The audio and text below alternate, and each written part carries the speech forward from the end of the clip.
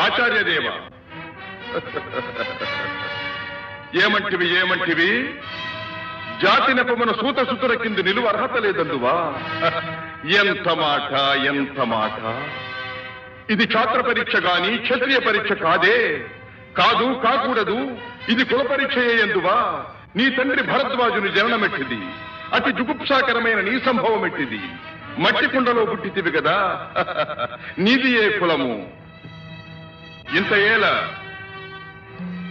అస్మత్ పితామహుడు గురుకుల వృద్ధుడైన ఈ శాంతనవుడు శివసముద్రుల భార్యవు గంగాగర్భమున జనించలేదా?